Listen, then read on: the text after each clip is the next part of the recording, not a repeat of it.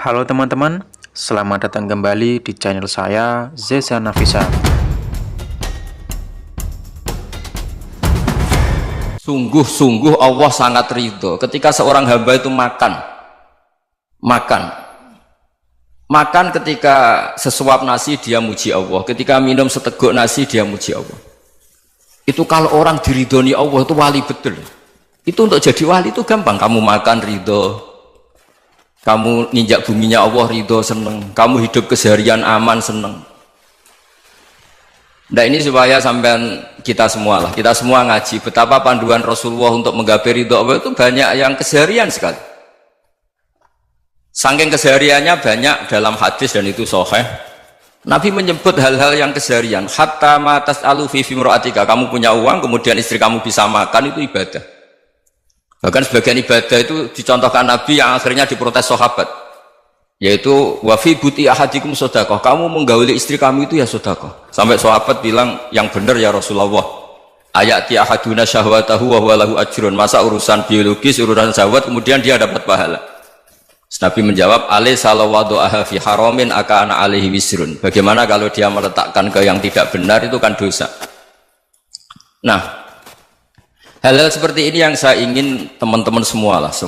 Saya juga agak ingin ngaji demi Anda juga agak ingin. Itu dosa sekali ngaji kok pesanan kelompok tertentu itu gak boleh. Islam itu untuk semua. Jadi ya cuma karena di depan saya jenengan ya seakan-akan jenengan korbannya. Itu ada ilmunya dalam usul fikih itu. Jadi orang itu harus ngaji usul fikih. Nama yang disebut, mungkin Mas Sufyan masih ingat zaman ngaji usul fikih. Nama yang disebut itu tidak jaminan sebagai prioritas perintah. Jadi misalnya gini, kebetulan yang di depan Nabi itu Abu Dzar. Nabi ya bilang, ya Abu Dzarin ini uhibbuka misalnya, atau ya Mu'ad ini uhibbuka, atau ya Abu Hurairah ini uhibbuka misalnya. Banyaklah riwayat yang Nabi nyebut ya Abu Dzarin, ya Mu'ad, ya Abu Hurairah. Kemudian misalnya Nabi meneruskan khitab, ini uhibbuka, saya mencintai kamu, fakul dubur sholatin, atau sebagian riwayat disebut fala tada'an la dubura kulli sholatin Allahumma inni ala dzikrika wa syukrika wa husni ibadatik. Saya mencintai kamu, siapa saja, Mu'ad bisa, Abu Dzar bisa siapa. Saya mencintai kamu, mohon kalau habis sholat kamu jangan lupa wiridan Allahumma inni ala dzikrika wa syukrika wa husni ibadatik. Ya Allah, tolong kami permudah supaya mudah ingat engkau. Anda tidak bisa mentang-mentang, wong nama saya Parmin, nama saya Purnomo, itu yang diperintahkan Mu'ad misalnya. Jadi yang disebut satu, tapi khitab itu untuk siapa saja. Saya teruskan. Jadi saya mohon semua kita melakukan kebaikan itu, kalau dalam kaidah fikih disebut al yakin la yuzalu bisyak. Banyak kebaikan yang kebenarannya itu 100%, tidak punya efek samping ke pihak lain, ke kelompok lain, ke komunitas lain. Itu tadi misalnya Anda makan dan itu murah sekali, hanya butuh satu piring, setiap punyaan kamu muji Allah, setiap minum kamu muji Allah. Itu redaksinya Rasulullah SAW disebut Allah sangat ridho ketika seorang hamba makan kemudian dia memuji Allah, atau minum kemudian dia muji Allah. Logikanya gampang, negara seperti ini yang kamu harapkan bentuknya kayak apa, mertua, ipar, komunitas, tetangga, itu nyata terjadi itu kan belum pasti. Sementara yang mesti terjadi adalah kamu butuh makan, kalau tidak mati. Butuh minum, kalau tidak mati. Butuh bumi yang nyaman ditempati, kalau tidak kita juga mati. Sebab itu Allah kalau menyebut nikmatnya itu hal-hal yang keseharian. Alladzi at'amahum min ju'. Allah itu siapa? Allah itu yang menciptakan kamu bisa makan. Tidak berlebihan. Allah itu yang menciptakan kondisi sosial itu ideal. Zaman Nabi itu ya ada orang munafik. Orang-orang pilihan Allah itu juga diuji orang sekelilingnya yang macam-macam. Semua diuji sesuai konteks zaman dan waktu. Nah, tapi ada ibadah-ibadah yang selalu disarankan Nabi. Sampai Nabi itu pernah ditanya, ayul islami khairun ya Rasulullah, Islam terbaik itu gimana? Jawaban Nabi itu unik. It'amut to'am, Islam terbaik itu ya makan-makan, santai-santai. Ketika Allah menyebut beberapa kebaikan, falak tahamal akobah, wa ma adrokan apa? Mal akobah. Terusannya apa? Fakku rokobah. Terusannya apa? Au it'amun fiyaumin di masubaya. Itu acara makan-makan itu juga Islam. Kenapa? Ya bayangkan kalau tidak ada makanan, kita mati kan? Kondisi sosial tidak ideal tuh Anda masih gak apa-apa. Tapi kalau Anda tidak makan, Anda tidak minum, kamu punya istri cerewet masih bisa hidup, punya mertua cerewet masih bisa hidup. Tapi kalau tidak makan bisa mati. Berarti penting mana istri sama makan? Penting mana? Makan. Semoga istri Anda dengar. Nanti kamu disuruh makan tapi pulang deh. Itu kalau dibahasakan makan masih memahami. Penting mana nasi satu piring dengan istri. Nggak ada nasi mati, nggak ada istri belum mati. Penting mana? Gak berani jawab kan? Nah, ternyata Anda ada garang kan di depan istri. Jadi saya mohonlah, mungkin Mas Sufyan Sauri tadi yang bisa bantulah. Teman-teman tuh ngaji yang keseharian saja. Karena kita nyari ridha Allah itu berdasar firman Allah. Dan firman Allah itu menyebut keseharian itu riang, gampang. Yaitu tadi misalnya wa min ayatihi manamukum billaili wan nahar. Termasuk ayat-ayat Allah itu kamu tidur. Maka dulu itu ada guyonan, ada tokoh Mu'tazilah, kelompok dalam Islam yang berpikir manusia itu bisa menentukan ikhtiarnya sendiri. Karena saya bisa duduk, ingin duduk, ingin berdiri, berdiri. Karena kelompok ini nggak terima kalau semua kehendak Allah, nanti bagaimana kalau semua kehendak Allah kok ada hisab ya, ada sanksi. Lucunya itu dia akhirnya ini cerita ya, mencintai seorang perempuan cantik sekali. Dan itu dia menjadi ahli sunnah itu oleh hal-hal yang sepele. Karena istrinya cantik, ya namanya suami istri itu hubungan intim. Terus ditanya, Mas masih ingin lagi? Masih. Silahkan diulang lagi. Wah ya tidak bisa. Katanya manusia bisa menentukan yang diinginkan. Itu tobat itu. Itu nggak bisa ditobatkan Mas Sufyan Ats-Tsauri. Orang cantik yang mudah nobatkan orang itu orang cantik. Segampang itu. Akhirnya kita tahu. Makanya kalau dalam kitab Hikam itu disebut al-akil mayyakul madza yaf'alu wa hubi wal ghafil mayyakul madza af'al. Orang yang punya akal karena sadar ini wilayah Allah, semua milik Tuhan. Itu dia tiap hari berpikir, besok Allah akan melakukan apa terhadap dunia ini. Kamu merencanakan sesuatu mau plesir, ternyata gempa. Mau wisata ke Rusia, ternyata perang. Kamu tidak pernah tahu apa yang akan terjadi besok. Wa ma tadri nafsum madza taksibu ghadan. Tapi anda semua kita ini sering punya jadwal permanen. Makanya saya kalau diundang siapa saja, bisa takdir. Yang jelas Gus ini acara penting. Ya masih acara penting, nak pangeran ngersakno piye? Kowe ape dadi pangeran, kamu kok mau jadi Tuhan? Itu kadang ya kiai. Penting Gus acara ini jenengan harus memastikan bisa. Loh kamu itu yang ngajarin tauhid, sesuatu itu biadillah kok bilang-bilang apa pasti. Kalau maksa terus tak tobatkan kamu kata saya. Ya kalau gitu Gus bilang insya Allah. Wah itu hati saya, fisik saya, roh saya sudah bilang insya Allah.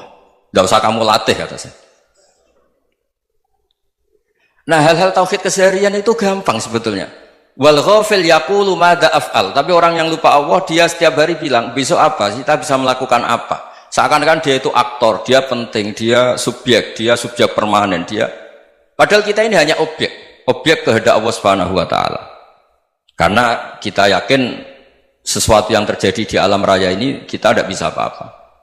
Makanya saya sering ngaji, sering bilang saya. Ketika Anda mensifati Allah, dia yang menghidupkan. Sudah itu tanamkan, jika ketika kita mati, santai saja. Kenapa santai? Allah punya cara menghidupkan kita. Zaman kita hidup juga gak tahu caranya ngelola jantung, ngelola paru-paru. Kamu juga gak tahu ngelola oksigen yang tidak beracun, tidak mengandung polusi. Tahu-tahu hidup. Gak ingin tua ya tahu-tahu tua, gak ingin mati tahu-tahu mati. Selama ini kita hidup juga gak tahu apa-apa sebetulnya. Hanya gaya tok, punya jadwal, punya planning. Kalau kamu bisa menentukan pilihan Anda, pasti Anda istrinya cantik, 4 neriman semua, kona'ah semua. Nyatanya enggak kan? Ada 1 jelek, cerewet. Wah itu kan, nyatanya enggak bisa apa-apa Anda kan? Dan kamu bawa mati lagi. Itu kan, istri Anda juga gitu, punya keinginan, punya suami yang ganteng, yang jabat, yang neriman, yang enggak poligami. Ya enggak kesampaian juga. Kalau kita ngitung tingkat kegagalan kita itu gagal terus. Ya kan? Nah, terus ingat Allah, madza yaf'alu wa hubi. Orang yang punya akal selalu berpikir Allah itu menghendaki apa terhadap saya. Loh sama-sama orang ngelihat orang yang serius, itu kata Anda itu pemikir berat, serius. Senang punya tokoh yang mermutur karena kamu anggap serius. Tapi sebagian orang nganggap orang yang serius itu wong merengut, wong masam, wong muka kok ditekuk. Jadi sama itu hati ya muqallibal qulub tsabbit qalbi ala dinik, karena kita nggak tahu cara berpikir kita tentang orang lain, tentang sekeliling kita. Misalnya kita orang baik yang jenis ngrumat fakir miskin, ada orang bangun masjid mewah itu janggal. Apa artinya masjid mewah kalau banyak orang kelaparan? Tapi kalau yang jenis pendidikan, apa artinya masjid mewah kalau tidak bisa ngaji? Nanti yang jenis infrastruktur, apa artinya ini kalau semuanya punya sudut pandang yang berbeda-beda. Dan Islam mengapresiasi semua kebaikan. Tapi katakan semua kebaikan itu adalah kehendak Allah Subhanahu wa taala. Karena apapun baik Anda itu pakai fasilitas yang diberikan oleh Allah Subhanahu wa taala. Sehingga ini yang disebut kulillah tsumma darhum fi khawdihim yal'abun. Ya kembali tadi ke tema-tema bahwa keseharian Anda ini sudah Islami. Saat Anda tidak bisa melakukan apa saja. Saya sering ada jenazah, biasanya kalau tetangga meninggal saya sering disuruh ngelepas. Saya bilang orang ini baik. Karena sering ngelamun di rumah, sering nganggur di rumah. Ditanya sama anaknya, kenapa Gus nganggur baik? Ya kalau dia nganggur artinya juga agak berbuat sesuatu yang maksiat kan? Ya kan? Orang nganggur di rumahnya ya tidak bunuh orang, tidak maling, tidak korupsi, ya namanya nganggur di rumah. Lah cuma istri cara pandang nganggur gak menghasilkan uang itu. Tapi juga gak menghasilkan kriminal kan? Jadi sebenarnya Islam itu cara, makanya kalau sampai ngaji usul fikih itu ada kitab usul fikih namanya Lubul Usul, itu terkenal sekali di pesantren itu. Itu kalau ngapresiasi keseharian itu luar biasa. Izma min mubahin illa wa yatahaqqaqu bihi tarku haramimma. Karena keseharian yang mubah saat Anda lakukan itu ada kehebatan yang luar biasa, yaitu meninggalkan haram. Makanya dulu banyak orang-orang alim ketemu temannya itu guyon sampai semalaman. Itu biasanya yang semangat Islam itu kiai kok tidak tahajud, kiai kok tidak witir. Orang yang sedang mapan uangnya banyak, malam itu tidak kelayaban itu sudah luar biasa. Melawan nafsu supaya tidak maksiat itu sudah luar biasa. Supaya lupa guyon sama temannya semalaman sampai subuh. Gejlok-gejlokan kenang zaman miskin, zaman kuliah nggak jelas, zaman apa. Melihatnya jangan tarkut tahajud. Seperti ini meninggalkan tahajud, tapi meninggalnya ini talkul muharramat. Jadi kayak apa hebatnya? Sehingga Imam Ghazali punya riwayat yang agak unik. Hatta takuna ibadatu akhiri hadil ummah iku an-naum. Sehingga suatu saat ibadah terbaik umat ini itu tidur. Itu kan riwayat kontroversi. Ketika Imam Ghazali tanya, kenapa iya? Kenapa kamu mulai keluar dari rumah itu sudah banyak maksiat? Melihat perempuan yang enggak mahram, melihat fenomena. Tapi kalau kamu tidur itu enggak melihat apa-apa. Tapi juga kamu jangan nganggap tidur itu ibadah betul. Saatnya melakukan fardu ain malah masih tidur. Tapi itu sudut pandang yang menjadikan kita Islam itu gampang. Jadi saat Anda tidak bisa aktivitas apa-apa, misalnya ada beberapa orang yang lumpuh. Lumpuh itu memang nggak bisa Jumatan, nggak bisa ibadah, tapi dia juga nggak bisa maksiat. Tidur itu memang Anda saat itu tidak bisa tahajud, tidak bisa witir, tapi saat itu ada zina, ada maling, tidak gosipkan orang, tidak bully orang, tidak menanamkan kebencian, tidak hasud. Sehingga tidur menurut Allah Ta'ala wa min ayatihi manamukum billaili apa? Wan-nahar. Karena di tidur itu selain ada unsur istirahat, jaga stamina, juga ada unsur meninggalkan beberapa keburukan. Nah saya mohon ibadah yang keseharian ini kita jaga. Supaya kita semua baca ayat itu fasih. Fasih itu tertanam di hati. Allah itu siapa? Alladzi at'amahum min ju'i wa amanahum min khawf. Dan Allah kalau cerita di Quran itu anna subabnal ma'a subba thumma syaqaqnal ardhan wa syaqqa fa'ambatna fiha habba wa inaba wa qadba wa zaituna wa nakhla wa hadaika hulba. Kamu tahu saya ini siapa, kata Allah. Saya ini adalah Tuhan yang menurunkan air, kemudian ada tanaman banyak, habba wa inaba wa qadba, ada zaitun, ada tin, kalau orang Jawa mungkin ada tela, ada padi, ada mangga, ada pisang. Sudah. Wa inaba wa zaituna wa nakhla wa hadaika hulba, ada perkebunan yang lebat. Tujuannya apa? Mata Allahkum, silahkan kamu pakai, kamu nikmati. Tapi karena kadang kita ini punya ide-ide besar. Tadi untuk syukur saja nunggu punya istri riman, rumah baik, tetangga baik, komunitas baik, semuanya baik baru syukur. Lama-lama nanti ada di surga, syukurnya nunggu surga paling kelas A. Itu sudah ada yang menghuni Rasulullah, kamu nggak boleh di situ. Masa untuk syukur saja? Repotnya Masya Allah. Jadi mohonlah Quran yang kalau Anda hafalkan juz amma itu kan ada ayat-ayat yang kayak tadi. Ya, fal yang juril insanu ila to'ami. Coba lihat apa yang kamu makan ya, dari mana?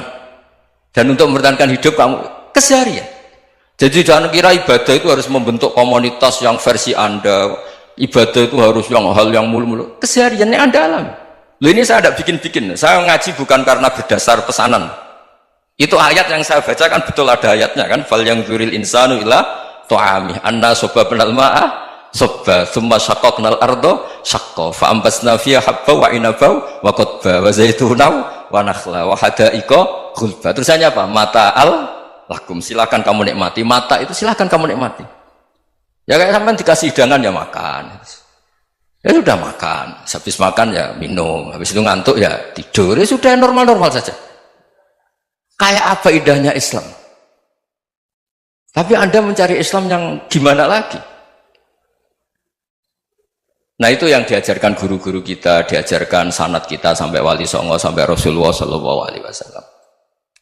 Bahwa pada akhirnya ada jihad, ada perang. Itu dulu memang perang, bukan membunuh. Beda. Dulu kita dijajah Belanda ya perang, dan itu normal karena kita dijajah. Jadi ketika orang lain ingin baik sama kita, wa in ahadum minal musyrikin astajaruka ya fajirhu hatta yasma'a kalam Allah. Kalau mereka ingin baik ya kita baik. Makanya ada istilah musta'man, mu'ahad. Kalau mereka ingin damai, berdampingan dengan kemajmukan ya itu yang lebih baik. Karena memang Islam menghormati proses perdamaian. Wa in janahu lis-salmi ya fajnah lah. Kalau ingin damai ya kita harus damai. Terima kasih sudah menonton. Mudah-mudahan bisa bermanfaat. Assalamualaikum warahmatullahi wabarakatuh.